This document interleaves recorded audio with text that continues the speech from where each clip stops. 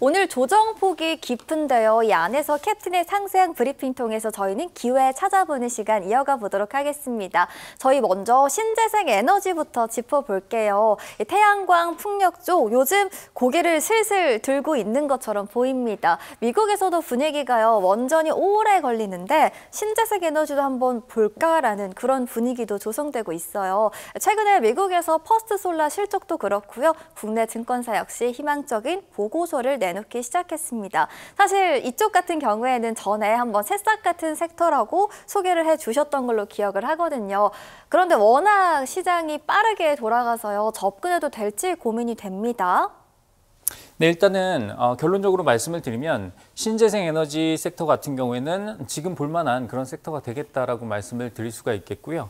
제가 계속해서 강조드린 부분은 정책적인 부분 그리고 AI 인프라 관련해서 전력에 관련된 부분이 부각받을 수밖에 없다라고 계속 말씀을 드렸잖아요. 그래서 그러한 부분들을 차근차근 하나씩 설명을 드릴 텐데 일단 정책적으로 봤을 때 우리나라의 신재생 에너지 발전원 비율 자체가 워낙 OECD 기준에 미달입니다. 사실 OECD 38개국 중에 우리나라가 최고 꼴등이다라고 생각을 해주시면 될 것 같고요. 거기에 따라서 지금 우리나라의 정책적인 부분이 신재생 에너지에 대한 투자 부분을 말할 수밖에 없다라고 생각을 해주시면 될 것 같아요. 지금 사실 우리나라가 신재생 에너지 발전원 기준으로 봤을 때 사실 그 비중을 말씀드리면 작년 기준으로 10%를 간신히 넘겼습니다. 근데 OECD 평균은 35%가 넘거든요. 그래서 거기에 비해서 너무 많이 미달되다 보니까 일단은 신재생 발전의 비중을 늘려야 되는 게 정부의 정책적인 부분이다라고 생각을 해주시면 될 것 같아요. 그리고 지금은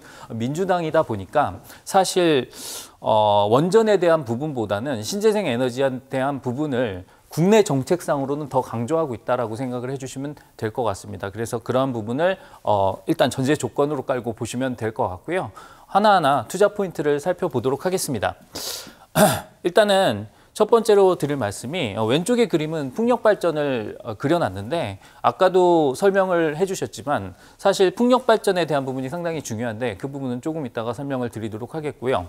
사실 첫 번째 부분이 에너지 안보에 대한 부분입니다. 우리가 에너지 안보라고 한다면 사실 다른 말로 바꿔 쓴다라고 하면 에너지 자립도라고 얘기를 할 수가 있겠죠. 에너지에 대한 해외 의존도가 너무 큽니다. 실제로 원유라든가 천연가스에 대한 부분은 90% 이상 수입을 하다 보니까 그 국제 가격에 따라서 우리나라의 정책적인 부분이 바뀔 수밖에 없습니다. 그래서 그러한 부분에서 의존도를 줄이기 위해서 우리 자체적으로 자립도를 늘려야 된다라는 얘기가 되겠죠. 그래서 그러한 부분에서 봤을 때 에너지 안보 측면에서 봤을 때는 신재생 에너지에 대한 부분이 강조될 수밖에 없다. 이렇게 생각을 해주시면 될 것 같고요. 두 번째는 이제 AI 인프라에 관련된 부분입니다. 최근에 젠슨왕 CEO가 우리나라에 찾아오면서 관련된 부분들이 되게 부각을 많이 받았잖아요. 근데 거기서 우리가 힌트를 얻을 수 있었던 부분은 뭐냐면 일단은 AI 인프라가 중요하다라는 거죠. 그리고 수많은 GPU를 돌리기 위해서는 전력망이 중요하다라는 게 있었죠. 그래서 이 전력을 조달하는 데 있어서 우리가 일단 기본적인 전력도 있겠지만 ESS도 있고요.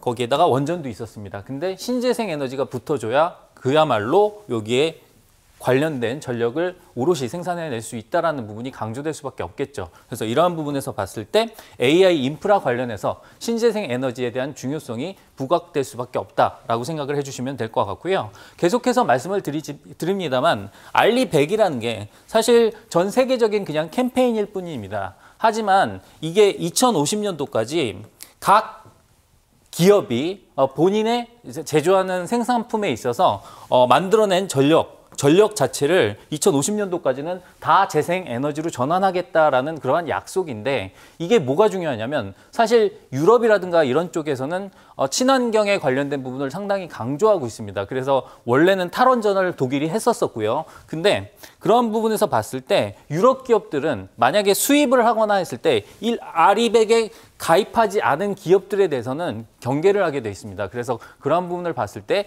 알리100에 대한 가입 기업들 숫자 자체가 늘어난다. 라고 생각을 해주시면 될 것 같고요. 우리나라 기준으로는 삼성전자라든가 카카오 그리고 현대차 같은 유수 기업들이 다 아리백에 가입을 했기 때문에 이러한 부분에서 봤을 때 신재생 에너지에 대한 의존도를 계속해서 늘려갈 수밖에 없다라는 부분 참고를 해주시면 좋을 것 같습니다. 그래서 신재생 에너지에 대한 투자는 지금 하기에 적절한 수준이다라고 생각을 하고 있고요.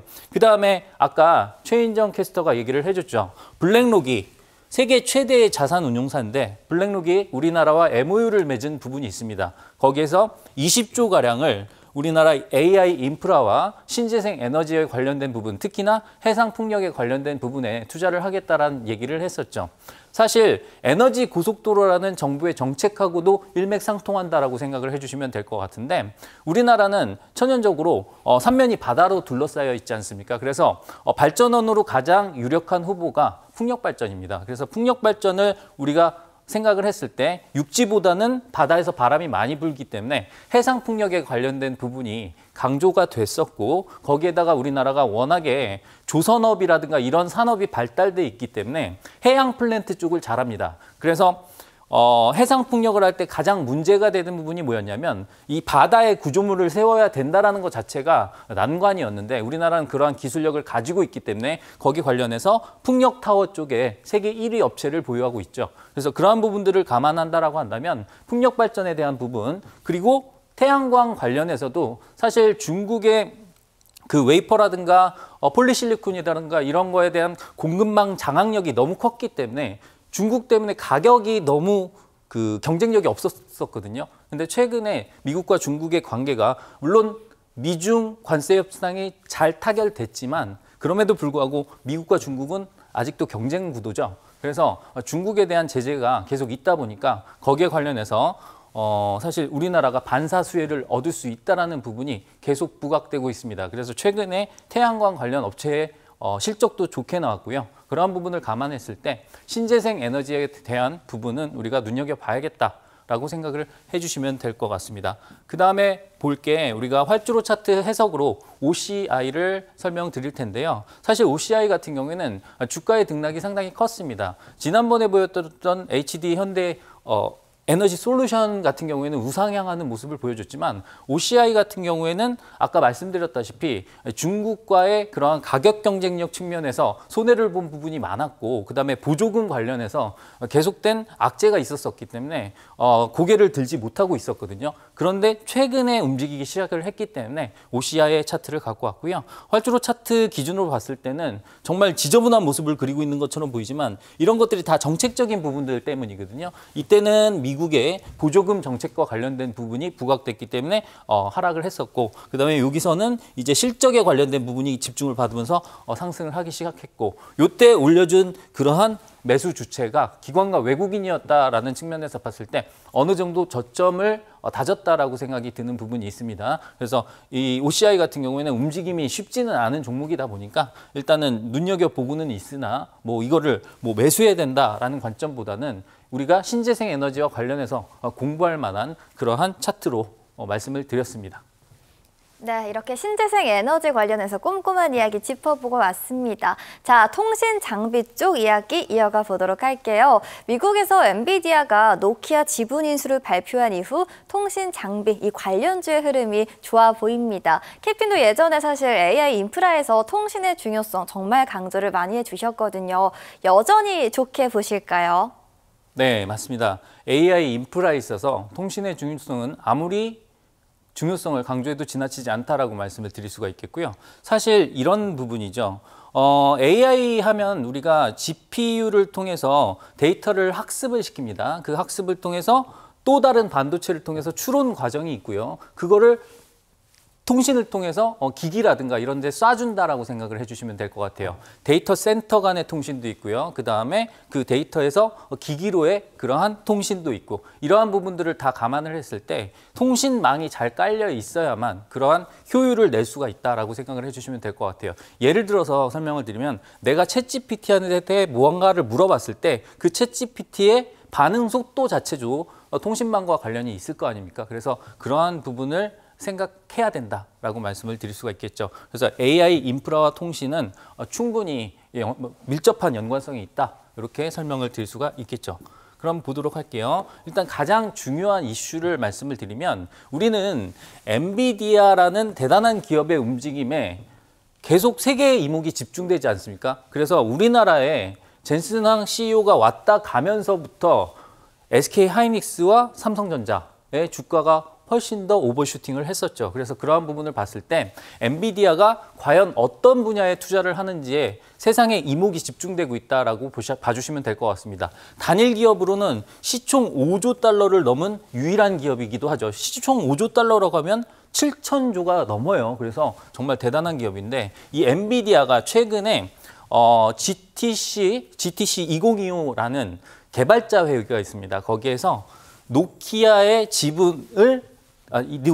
지분을 취득하겠다라는 얘기를 했습니다. 이 얘기인즉슨 뭐냐면 그 AI 인프라 구축과 관련해서 통신 인프라에 관련된 부분을 강조를 한 겁니다. 그래서 그러한 부분을 봤을 때 통신 장비가 우리가 AI 인프라 속에서 빛날 수 있다라고 생각을 해주시면 될 것 같고요. 통신 장비주, 통신망의 중요한 점은 뭐냐면 하나의 그 투자 사이클이라는 게 있어요. 그래서 망을 쫙 깔고 나서 그 망을 깔은 그 1, 2년도에 주가가 쭉 올라갑니다. 그리고 나서 계속 쉬고 막 이런 사이클이 연출이 되는데 이제 또 다른 그 투자 사이클이 나올 것이다. 라는 예상을 할 수가 있는 부분이죠. 그래서 그러한 부분들을 감안한다라고 한다면 통신 장비주에 대한 관심이 필요하다라고 말씀을 드릴 수가 있겠죠. 그리고 아까도 설명을 드렸습니다. 우리가 AI 인프라라고 얘기를 했을 때 하나의 데이터 고속도로에 대한 역할을 해야 됩니다. 예전에 2차선이 깔려 있었다라고 한다면 이 2차선에 데이터를 다 보낸다라고 했을 때 병목 현상이 정말 심할 거거든요. 그래서 이제는 6차선을 깔아줘야 되고 아울러 8차선까지 계속 늘려가야 되는 상황이 된다라고 말씀을 드릴 수가 있을 때 그렇게 봤을 때 데이터 고속도로의 측면에서 5G 관련된 투자를 할 필요가 있다라고 설명을 드릴 수가 있겠죠. 그리고 이 5G가 끝이 아닙니다. 사실 2019년도에 우리나라가 세계 최초로 5G를 상용화했다라는 뉴스를 다 보셨을 거예요. 그래서 그 당시에 KMW라는 통신 장비주가 있는데 그 통신 장비주가 사실 코스닥 시가총액 1위까지 탈환하는 기염을 토했던 적이 있습니다. 지금은 정말 시총이 많이 낮아졌기 때문에 기억도 못하실 분들이 많습니다만 그 당시에 그 투자 사이클이 진행됐을 때 그러한 부분이 부각됐다라는 걸 생각해 본다라고 한다면 이제 또다시 통신 인프라에 대한 투자가 만약에 진행이 된다라고 한다면 그러한 종목들에 대한 관심이 이제 또 시장의 관심을 끌 수 있겠구나 라고 생각을 하실 수가 있겠죠. 그래서 그런 부분 생각을 해주시면 될 것 같고요. 또 한 가지 얘기를 드린다라고 한다면 정부의 정책이 있습니다. 우리 정부의 정책은 우리나라는 하나의 통신 강국이에요. 왜냐하면 사실 통신망이 정말 잘 구축돼 있고요. 그리고 5G도 세계 최초로 구축했다라고 얘기가 나왔었지만 사실 상용화의 측면에서 봤을 때는 조금 아쉬운 부분이 많았습니다. 왜냐하면 제가 지난 시간에 설명을 드렸던 것 같은데 잠시만요. 설명을 드린 게 뭐였냐면 우리가 SA망이라고 하는데 이게 스탠드 얼론이라는 뜻이거든요. 이게 무슨 뜻이냐면 그 망을 유일하게 쓴다라는 뜻입니다. 근데 5G가 SA망을 쓰게 되면 유일하게 5G가 이 망을 단독으로 쓰게 되는 거예요. 원래는 이게 정상이죠. 근데 지금 현재는 어떻게 돼 있느냐? 지금 핸드폰 갖고 계신 분들은 다 아실 겁니다. KT를 제외하고는요. SK텔레콤이라든가 LG U+ 같은 경우에는 내가 어디 있느냐에 따라서 5G라는 숫자에서 LTE로 바뀝니다. 그래서 자꾸 바뀌다 보니까 어디에선 느리고 어디에선 빠릅니다. 그게 왜 그러냐? 얘는 NSA예요. 스탠드 얼론. 뭐냐면 이 망을 LTE와 공유했었습니다. 왜냐하면 그 당시에 투자에 대한 비용의 문제가 있었기 때문에 조금 더 효율적으로 하기 위해서 하지만 이건 어느 정도 편법이 되겠죠. 그래서 통신사들이 조금 욕을 많이 먹었었습니다. 이게 진짜 5G야? 가격은 비싼데 속도가 5G가 아닌데? 이런 얘기들이 많이 나왔죠. 그래서 최근에 드라마가 있는데 그 드라마에도 보면은 그 망에 대해서 거짓말을 했다가 좀 난관에 빠지는 그런 모습이 있었죠. 그래서 그러한 부분 생각을 해주시면 될 것 같습니다. 그래서 지금 정부의 정책상으로는 내년도까지는 이 SA망을 구축을 해야 된다라는 얘기를 하고 있습니다. 그러면 일단은 KT는 구축이 돼 있잖아요. 그러니까 지금 SK텔레콤이 지난번에 정보 유출 사태로 되게 난관을 겪었잖아요. 그러다 보니까 이제 또 투자를 할 수밖에 없을 것이다 라는 예상을 할 수가 있겠죠. 그러면 LG유플러스는 가만히 있겠습니까? 그들도 투자를 하겠죠. 그래서 그러한 부분에서 봤을 때 5G망에 대한 투자가 진행이 되고 나서 그다음에 정부의 정책상으로 2030년도까지 6G도 우리나라가 세계 최초로 해야 된다라는 얘기를 하고 있기 때문에 거기에 관련돼서 선행돼야 되는 조건이 바로 5G SA망 구축입니다. 그래서 그러한 부분을 딱 갖춰놓고 나서 6G로 넘어가야 되거든요. 그래서 그러한 부분 봤을 때는 통신 장비주 지금은 눈여겨볼 때다. 그리고 제가 지난번에도 말씀을 드렸죠. 미국에서의 수주 소식이 이제서 막 들리기 시작했습니다. 그래서 5G망 구축에 대한 소식이 들렸으니까 이제는 본격적인 투자 사이클이 진행될 수가 있겠구나. 우리가 선행적으로 이 5G 통신에 관련된 부분을 선점을 한다라고 한다면 조금 가격적인 메리트가 있는 국면에서 우리가 투자에 대한 우위를 점할 수 있다.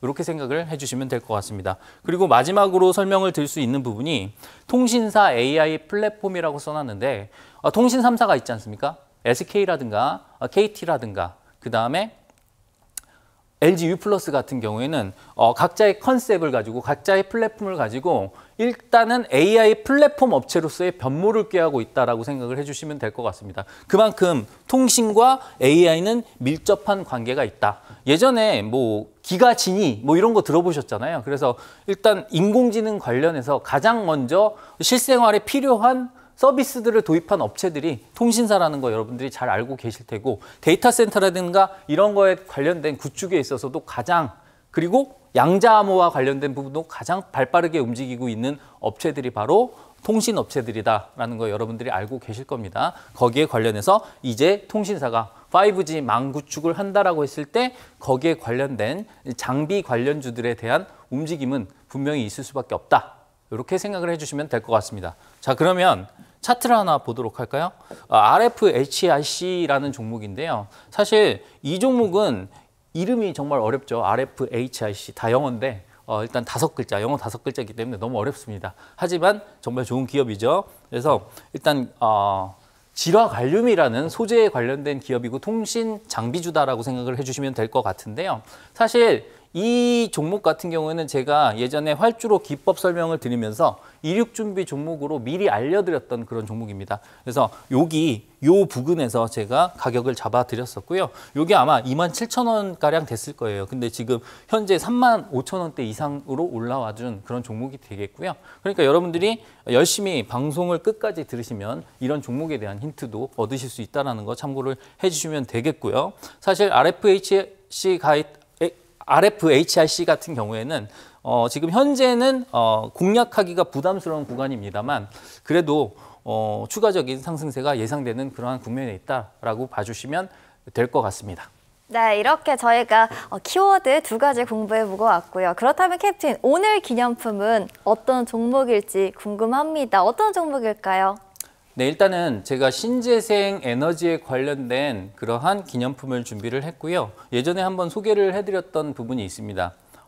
근데 이 종목이 추세가 정말 좋았었거든요. 근데 어제하고 오늘 조금 조정을 받았는데 그만큼 가격 메리트가 생겼다라고 생각을 해주시면 될 것 같아요. 그래서 수급 개선이라고 써드린 부분은 신재생 에너지에 대한 외국인과 기관의 수급이 급격히 개선된 부분인데 오늘은 아무래도 환율 효과가 있다 보니까 사실 외국인의 수급이 조금 빠지고 있는 부분은 있습니다만 그래도 가격적인 메리트가 분명히 있는 그러한 기념품이고 그다음에 실적 발표를 얼마 후에 실적 발표를 하다 보니까 그러한 부분 집중을 해주시면 좋을 것 같습니다. 여기에 관련된 부분은 이화영 MC가 추가적으로 설명을 해드리도록 하겠습니다. 네, 제가 본격적으로 안내 도와드리겠습니다. 최근 시장에서 주목받고 있는 핫한 키워드 이렇게 잘 짚어보고 왔고요. 이야기 들어보니까요.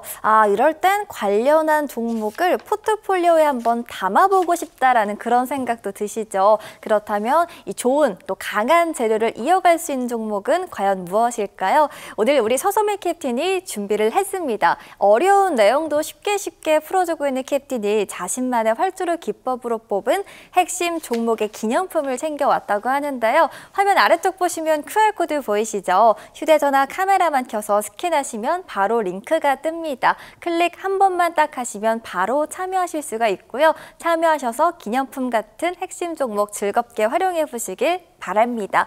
자, 그렇다면 QR코드 입장 가능한 소통방 참여하시면 뭘 얻어가실 수 있냐 궁금하시죠? 먼저 기념품 같은 기분 좋은 핵심 종목을 챙겨 드릴 거고요. 수익 비행에 필요한 비법, 전략 아낌없이 공개해 드리니까요. 오늘의 수익 비행 기분 좋게 즐겨보시길 바라겠습니다. 저희는 오늘 핵심 포인트 잠깐 정리해 보고요. 잠시 후에 돌아올게요.